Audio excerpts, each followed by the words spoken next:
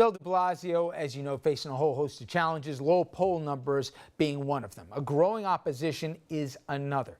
An anti-de Blasio group has formed, and it just released its first attack ad. Here's a part of it.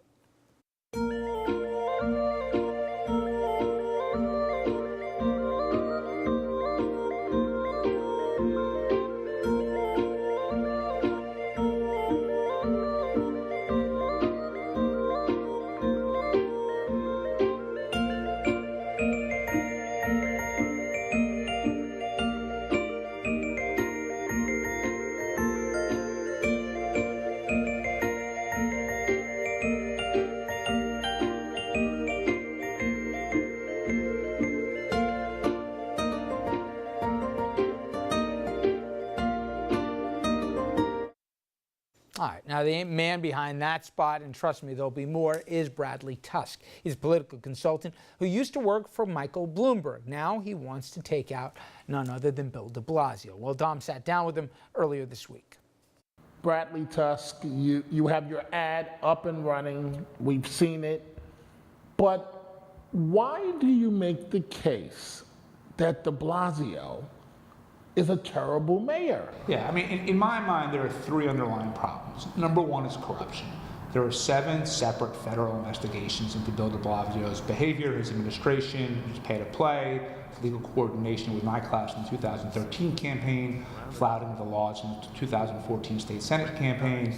And New York City just shouldn't have a mayor who's constantly being investigated, constantly being probed. It's the greatest city in the world. Can't we find an honest person to run the city? So number one is, we just shouldn't have a corrupt mayor, and we clearly do. Number two is, this is the most important city in the world. It deserves someone who takes the job really seriously. Someone who shows up for work at 11:30 every day, leaves early, doesn't come in at all some days, schleps from the Upper East Side, from Gracie Mansion, all the way to Park Slope to ride an exercise bike, and taxpayers have to pay for all of that movement and police and everything else, then hangs out in the cafe drinking lattes half the day. Like, we deserve a mayor who works hard, who gets to his or her desk at 7 a.m. and gives it their all. And this job is too hard for anyone to give 50%, let alone someone who's not that impressive in the first place. And third is, I just don't think he's that competent. If you look across the board at the talent he attracts, at all the bungling mistakes they constantly make, take Rivington. I don't know if there was actually any criminal behavior with Rivington or not, but the best you could say is it was a screw up of historic proportions in terms of the ineptness of City Hall, their own inability to communicate with each other, communicate with their agencies, read the memos that their commissioners write them. And you deserve to have a team that's on the job, focused on operations every day. Okay, but wait, I have to stop you there because you've made some serious allegations as it relates to de Blasio. City Hall will tell you in a heartbeat, crime is down, employment's up. Even his signature issue of universal pre-K is running strong and up and running. Well, I would agree that the job of the mayor is to create a clean, safe, well-run city, and then let the private sector do what it may, which is, I think, not de Blasio's view at all. But even if, of course, that's their talking points, but even if you just take those and look at it, one, crime was up in 2015 in Manhattan and the Bronx. Park crime is up, subway crime is up, murders were up, rapes were up, arson was up. And I think anyone who walks down the street and sees the homeless encampments, people smoking marijuana on the streets, people urinating on the streets, those are all the same indicators of quality of life crimes that then lead to real crime. So the idea that crime is down, I think people feel a lot less safe than they used to. Education, his signature thing are this set of schools he put together where there's like a 90% failure rate.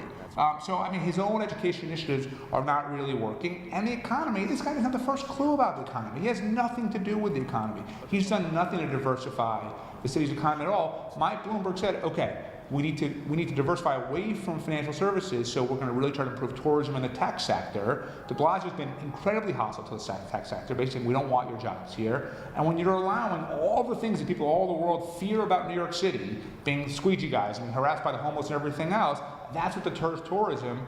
Go talk to people who run bids, who run hotels, everything else, and they will tell you he's bad for business. But Bradley, is this really about payback for Bloomberg?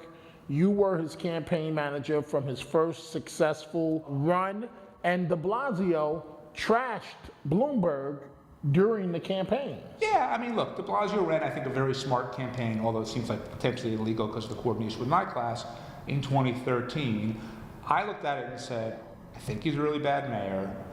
I understand city politics. I'm a successful mayoral campaign. I understand how to mobilize voters in a new way. I've been doing it for, like you said, for Uber for the last 5 years, for FanDuel and others.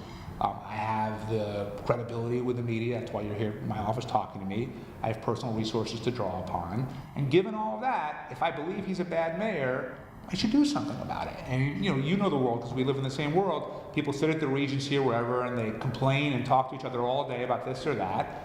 And someone's got to do something. My view is someone had to make the first move to create an opposition to the mayor so that if we don't want to see him have a second term, there's actually infrastructure in place to do that. And my view is if I had the resources to do it, the credibility to do it, the know-how to do it, then I had the independence to do it, then I should, and so I did. How far are you prepared to go with this? Well, all the way. So we have put together a coalition. Reverend Johnny Green, Bishop Mitchell Taylor, and I have been meeting and working together. That's 300 leading members of the clergy, mainly African American, obviously working closely with law enforcement, education reform leaders, tech leaders.